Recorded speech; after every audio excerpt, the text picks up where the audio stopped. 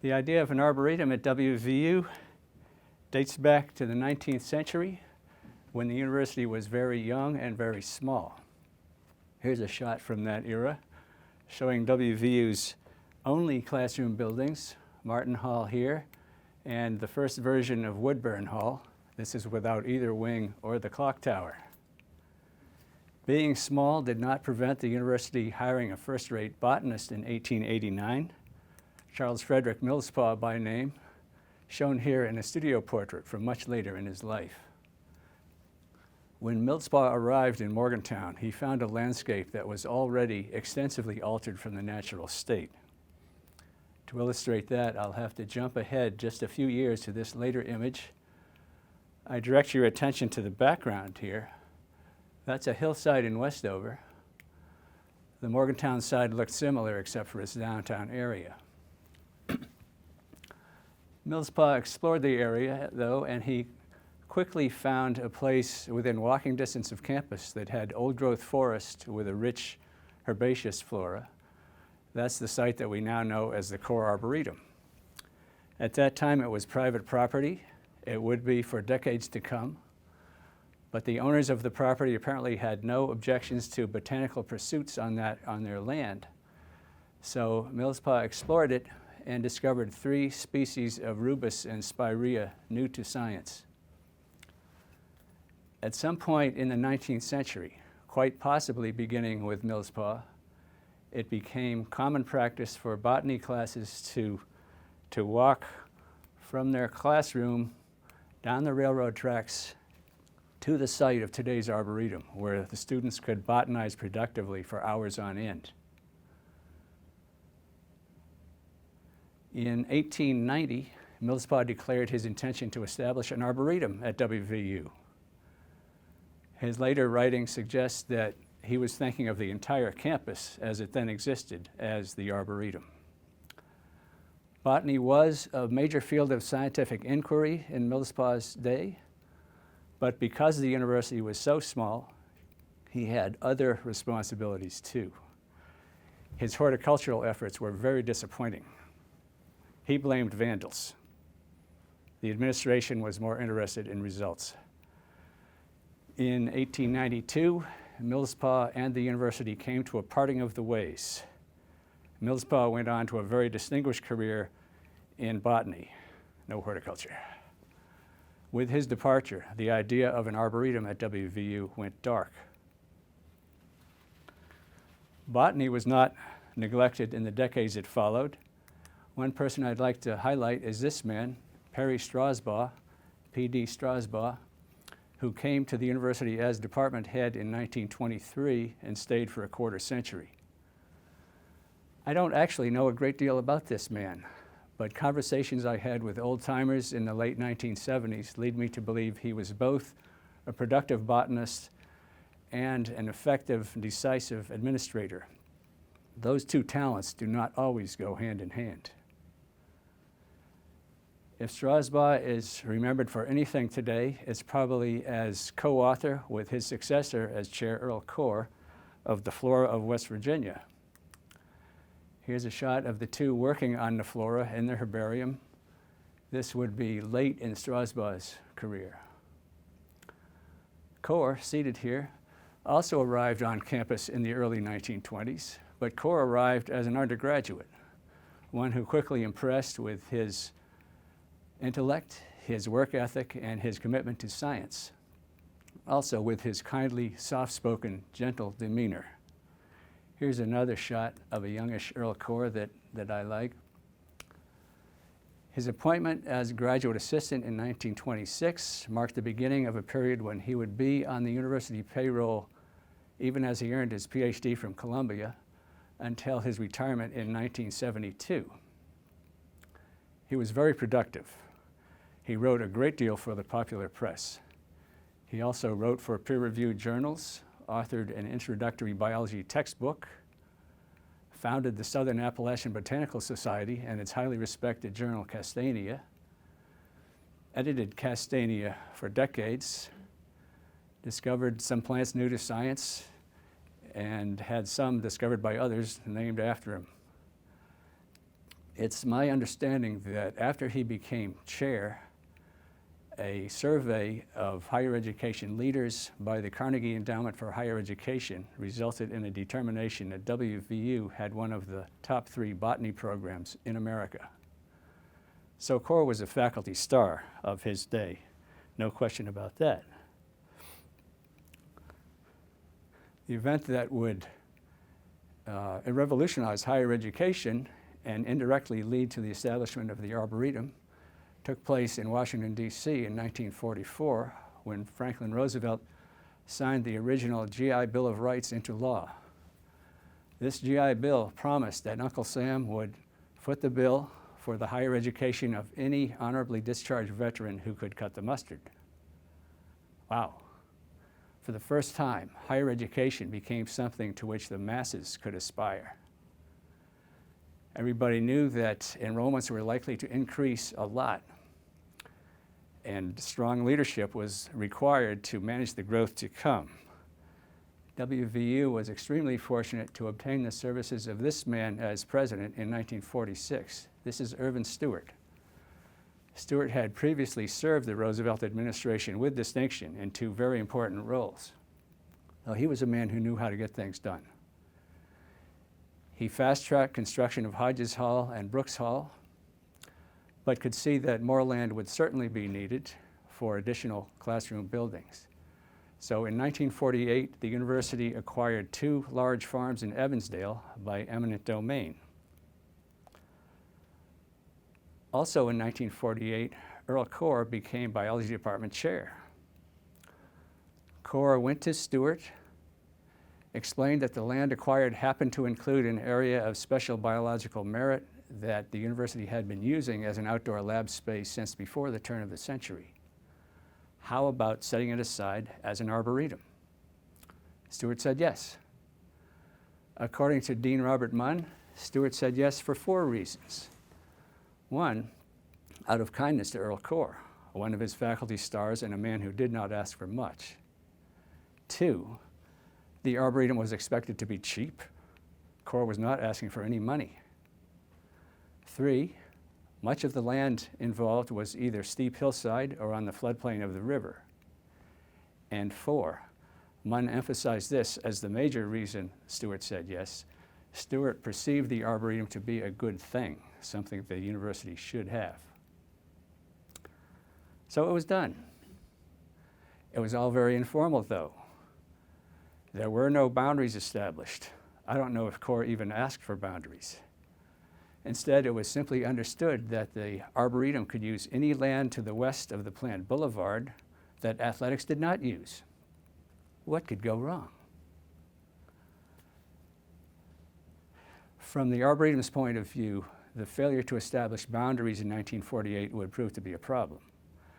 From the president's point of view, perhaps it made sense, because in 1948, Stewart could not know how well the Arboretum would succeed, nor could he know what future plans athletics might have for the relatively flat land near the boulevard. I think it's possible that Stewart intentionally left things vague so that events could play out and some future administration could more reasonably establish Arboretum boundaries. Well, in 1948, Core wasted no time in establishing a committee to broaden support for the Arboretum. This is actually a picture of a later version of the committee from 1953, but it's the same idea. The man here with the pipe in his mouth, I believe to be the superintendent of buildings and grounds, who had personally supervised initial trail construction by his crew. This man in a white sport coat, I think, is Dean Heyman of the College of Pharmacy, intensely interested in medicinal plants. Of course, this is Earl Core here, and seated next to Core is W.C. Percival, the founding chair of the WVU Division of Forestry. These other gentlemen standing represent other university programs that could benefit from the Arboretum, such as entomology, horticulture, and plant pathology. A nice committee. As far as I could tell, though, it didn't actually do much. Apparently, the committee seldom met, and when it did, everybody deferred to Earl Core, out of respect and because they all recognized that the Arboretum was Core's baby. what to do with this new baby. This is an undated aerial photograph that I believe to be from 1952. It shows the boulevard that we know as Monongahela Boulevard today as brand new construction. You see how raw those cuts and fills appear. As yet, no buildings on the Evansdale campus. They would come later, some of them in this general area. There's no Patterson Drive. That would not be built until the end of the decade, along approximately this axis here, something like that. But already, to the west of the boulevard, athletics has built a nice baseball field and a couple of tennis courts.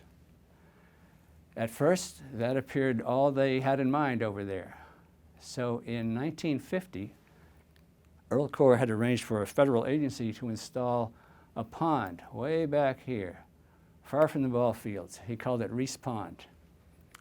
He also got the university to build this roadway, which was named Millspaw Lane, and provided access to this tract of approximately, well, an estimated 15 acres, including the pond, which became the exotic tree and shrub section of the Arboretum.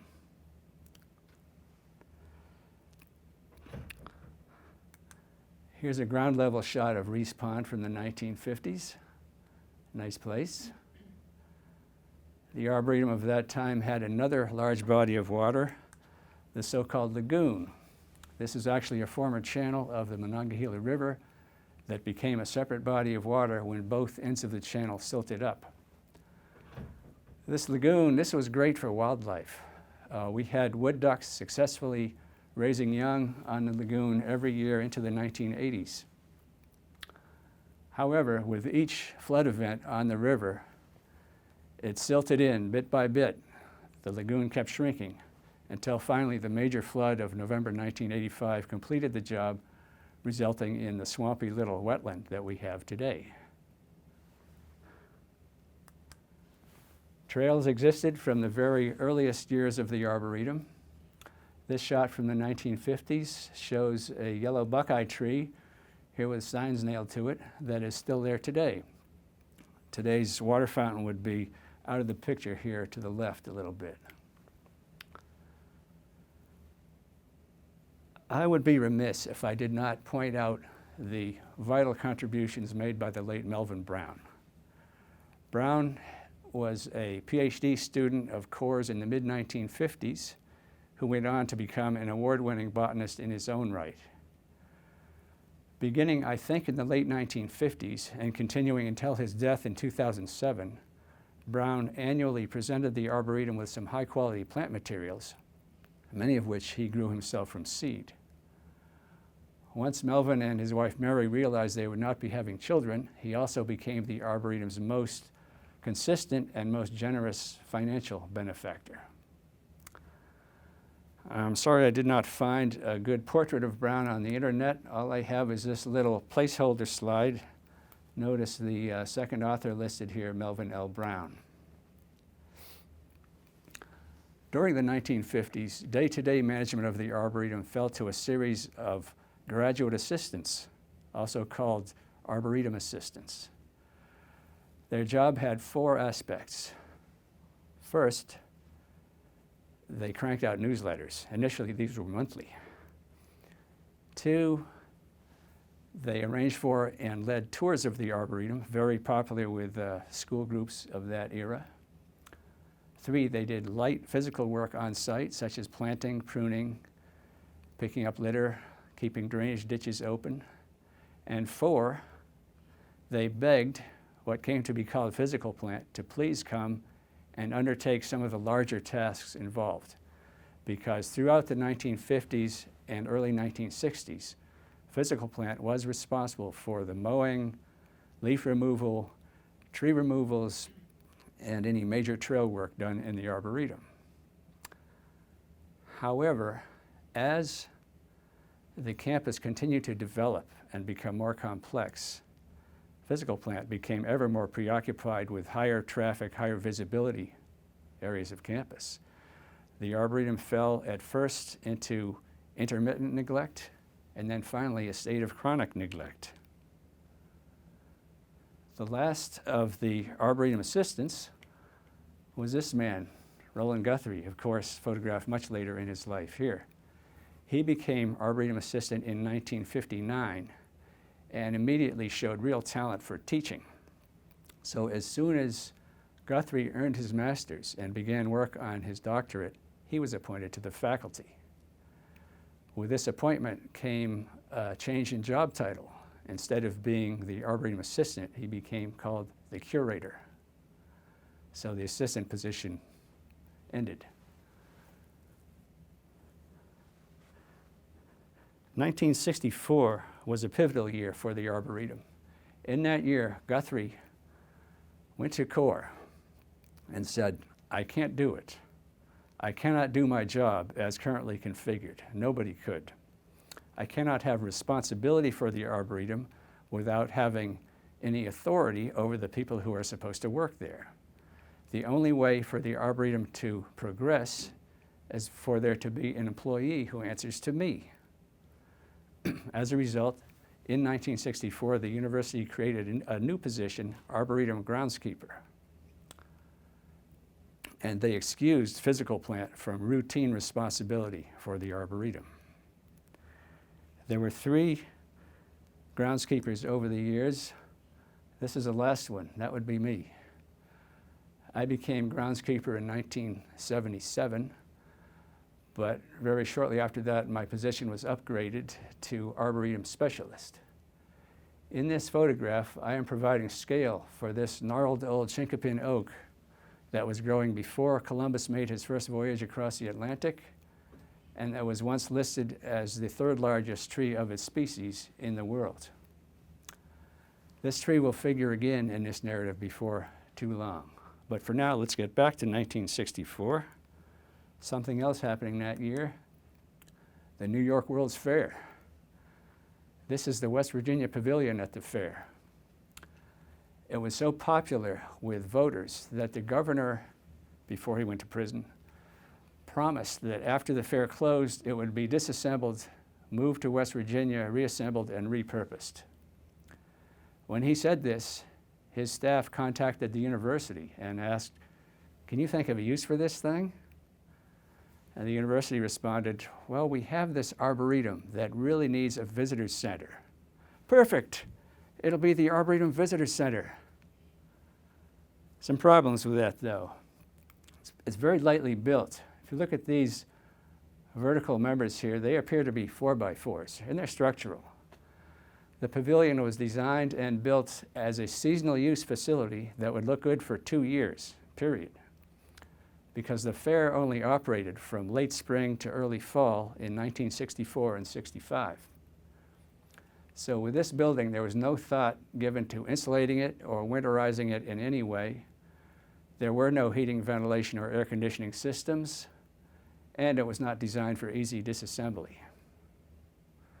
Nevertheless, after the fair closed, disassembled it was, brought to Morgantown, and deposited on the lawn near the Arboretum where the PRT guideway crosses the boulevard. And there it sat, a white elephant. There was never any money budgeted for its reconstruction. And I think anybody taking a sober look at the situation could see that to reconstruct this, plus convert it to a structure suitable for year-round, long-term occupancy and use, was impractical and probably would cost more than a new purpose-designed building from scratch. So after a couple of years, the pavilion was quietly carted off to a landfill. Still in 1964, somebody directed Earl Core's attention to this newspaper column from the Fairmont Times, West Virginian. In it, sports writer Bill Evans talks about the site for the long-awaited new field house at WVU having been selected. Everybody knows about this site. And then he describes the site in a way that makes it apparent that it includes the exotic tree and shrub section of the Arboretum and respond. Core responded with a rather mild letter sent to the chair of the Evansdale Campus Committee, pointing out the irony that if the site is indeed well known, the people responsible for managing it are the last to hear about it. Also in the letter, Core disavowed any intention of resisting plans for the new field house that we call the Coliseum. He said he merely wished to be kept informed so that his department could avoid wasting effort on land that would soon be lost to it. The word got back to Core that yes, indeed, you are going to lose that part of the Arboretum, but construction will not begin until 1967 at the earliest. Well, 67, that's years off. Maybe plans will change, as plans sometimes do. Well, these plans did not change. Very early in 1967, Roland Guthrie got a call saying that if he wanted any of those exotic trees and shrubs, he better move them immediately. So he worked very hard with his groundskeeper of the day, Warren Tennant, ably assisted on this special occasion by physical plant who stepped up with men and equipment, and a great many specimens were moved. But it was all very helter-skelter. Plants were just hastily dug up and stuck in wherever it looked like they might have a chance of succeeding. But that was done, and that was that, or so it was hoped. And the site looked like this. This appears to be some sort of core drilling where the Coliseum stands today. And the, in the background, wrong button, you see a little bluff here and a hollow area to the side. I believe that hollow place is where a Reese Pond had been before it had been drained. So all the trees and shrubs have been cleaned off of this area at this time. Construction proceeded quite rapidly, considering the complexity, the challenges of building the Coliseum. And before too long, the Evansdale campus from the air looked like this. In the foreground, the old Ag Sciences building, behind it, engineering. Both of these had been up and running for years. Farther back, the CAC and the Coliseum, both under construction. A word here about Roland Guthrie. It may seem he was asleep at the switch for not having a contingency plan in place for moving the exotic trees and shrubs. But he was also in a very uncomfortable position. Earl Core was still around, a revered figure, very much the father of the Arboretum. So even though Guthrie was called curator, he was still inclined to follow Core's lead in all matters related to the Arboretum. But Core was slipping. He had stepped down as biology chair, troubled by fainting spells. His replacement as chair, Jay Barton, was a highly capable outsider brought in partly to address the problem of faculty inbreeding in biology. Uh-oh, faculty inbreeding. Well, here was Guthrie, untenured, teaching, managing the Arboretum, and working on his doctorate in the same department in which he held a tenure-track faculty appointment. So he was Exhibit A when it came to faculty inbreeding. One day in mid-November, Guthrie was working in this part of the Arboretum near the intersection of the original two trails when a foreman up above called down to him, "Hey, don't waste your time working there. The place you're standing in and 10 acres around it are all going to be buried next week." Say what? Sure enough, plans that had never been shared with anybody in biology called for a lower level parking lot for the Coliseum of 10 acres in the heart of the Arboretum to be connected to the upper Coliseum parking lot by a little roadway. And here I think we can see the beginnings of just such a roadway. As if to add insult to injury, the sewer line for the Coliseum was slated to run directly through the site of the old chinkapin oak. Well, that tree was well known to a great many people who had visited the Arboretum. So it became a rallying point, a symbol of resistance to these construction plans. Because despite the awkwardness of his situation, Guthrie sounded the alarm. This was too much for him to swallow. He got a very quick response from two places, the student body and the press. In terms of the student body, remember when this was happening. This was the Vietnam War era, the time of a politically sensitized student body that was disinclined to stand idly by while decisions were made. To give you a little bit of a taste of the flavor of the times, here's a somewhat later image. This is from the spring of 1970. In the background, Stewart Hall. In the foreground, police awaiting reinforcements prior to wading in to break up an anti-war sit-in that had completely blocked traffic on University Avenue. That sit-in had been organized by the group Students for a Democratic Society, or SDS, that was active on campuses across the nation at that time. That very same chapter of SDS, back in November of 1967, had circulated a petition calling for the Arboretum to be fully restored to its condition before Coliseum construction had begun. So bring back, respawn, bring back the exotic tree and shrub section of the Arboretum. The relatively moderate student government still unanimously passed a resolution calling for an end to construction that would adversely impact the Arboretum. In terms of the press, of course, the DA, the student paper, got into it with articles such as this one here. But the first notice in the press appeared in Morgantown's afternoon paper of the day, the Morgantown Post. This appeared the afternoon of November 14th, 1967. The Post editor, Brooks Cottle, was a longtime fervent supporter of the Arboretum, so it's hardly surprising that his paper would give prominent coverage to this story. And this article, known informally as Howls Erupt, was picked up by UPI, which sent it out by wire across the state and beyond. Based on this article, the Charleston Gazette, the next morning, November 15th, published an editorial that asked, among other things, how could anyone approve construction without noting among its costs the virtual destruction of the Arboretum and ordering an immediate halt? Where is everybody, one wonders, and what is going on in the groves of academe? Good questions. Having been scooped, but not wanting to miss out on the story altogether, the next morning, November 16th, Morgantown's morning paper, the Dominion News, published its own article here and strongly worded editorial. And remember where this is coming from.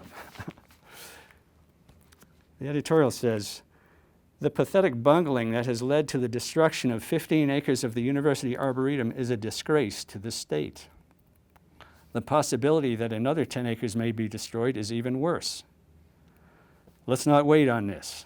Let's not wait until the third largest chinkapin oak in the world is cordwood before someone stops those bulldozers. Well, new university president James Harlow reacted to this sudden squall of protest by canceling plans for the 10-acre lower parking lot in the Arboretum and by ordering that the sewer line be rerouted to spare the old chinkapin oak. It still goes through the Arboretum, but it spared the oak, of course. Harlow also came out with the absurd statement that, quote, the Arboretum is not threatened and has never been threatened, unquote. Okay, boss, whatever you say. But with that, the controversy blew over, and the Arboretum began a long period of relative calm and stability. In 1983, we got a federal grant administered by Governor Jay Rockefeller's office that had a lot of strings attached that prevented efficient spending of the money. But spend it we did, and we got some work done of lasting value. New trails constructed, a great many culverts and some other erosion control devices installed. The service road was graded, graveled, and the gravel rolled in. And we got some other miscellaneous projects completed too, such as construction of this amphitheater. Empty in this shot here, but it's a very different scene during Zach's Nature Connection lecture series. In 1993, Roland Guthrie stepped down from his Arboretum work. When he did, that work became added to mine. Somehow the university forgot to add the Arboretum-related share of his paycheck to my paycheck, but the work was added. In 1994, purely by chance, I learned of a grant program administered by the Faculty Senate. I did not have a faculty appointment, so I didn't know if I was even eligible to apply. But I got a couple of faculty friends to join me. We did apply, and we obtained funding for photometal interpretive signs for the Arboretum, something that was long overdue. We handled the text, the design, the graphics, the mounting, and installation in-house. So all the grant money went to the fabricators. The key member of our team was Eve Fox, professor of graphic design at the CAC, who did all the graphics, some of which have been repurposed as intended, such as this one that I'm sure you've seen once or twice, maybe more. In 1998, the Arboretum turned 50 years old. To celebrate, the Eberly College threw a birthday party, thanks to Dwayne Nellis and Rudy L. Macy. That was really nice. And two other things of lasting value happened in conjunction with that 50th anniversary. One, the Arboretum got an endowment. Seed money for the endowment came from an insurance settlement after a large truck crashed into the Arboretum in the wee hours one night, doing extensive damage. The insurance settlement was supplemented by personal donations, some of $1,000 each, that resulted from a limited fund drive that was the only fund drive I'm aware of in the history of the Arboretum. Since then, there have been more donations, so the principal has grown. The endowment is still modest as these things go, but by the low budget standards of the Arboretum, it's real money. Earnings from the endowment pay for all the equipment and materials purchased for use in the Arboretum. The other thing of lasting value, Provost Jerry Lang arranged for the Arboretum to have a boundary survey. Hallelujah. 50 years later, the Arboretum had official boundaries on paper and on the ground. That's not to say they've always been respected, but compliance has generally been pretty good, and maybe it has even gotten better over the years. However, a boundary survey did not have the force of law that a separate deed would have had. All university property belongs to the university as a whole, and however it is designated, the university can always change its mind about that designation. So since 1998, little bits and pieces of the Arboretum have been nibbled off for one worthy purpose or another. Starting with this. This could have been much worse. This retaining wall for a soccer practice field behind the Coliseum is built pretty much on the line, on the Arboretum line, maybe gets a few inches over the line into the Arboretum. But I just happened to find some surveyor's markers in the Arboretum one day. I called the surveyors, asked them what was going on. They told me, and I got in touch with Jerry Lang right away, and he jumped all over athletics because this wall was initially supposed to be way over here. I think it was 20 feet farther into the Arboretum, where the ground slopes away very steeply.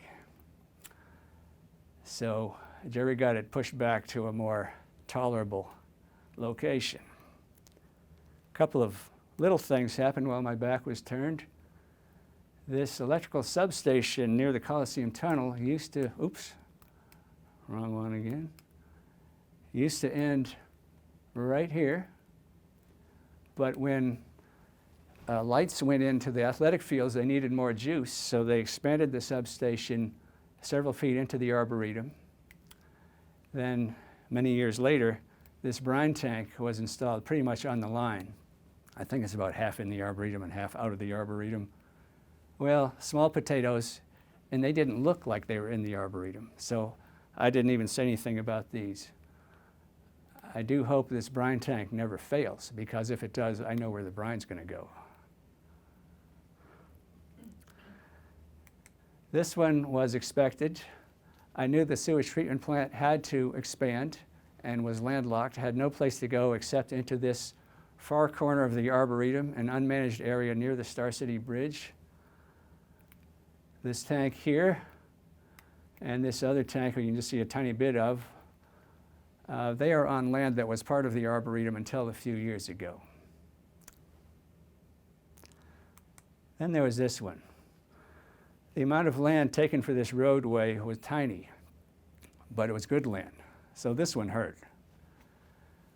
Every several years, Melvin Brown would donate Eurasian firs to the Arboretum. I would plant them in what looked like a promising location. They would do okay for a couple of years and then die. Until I discovered this place here, before the roadway was here. They loved it. They thrived here. They were growing fast, getting some size to them. They had perfect color, perfect form, cones every year. Magnificent specimens, really. But they're gone now. Also lost this little corner, formerly part of the Arboretum, cut off by the roadway.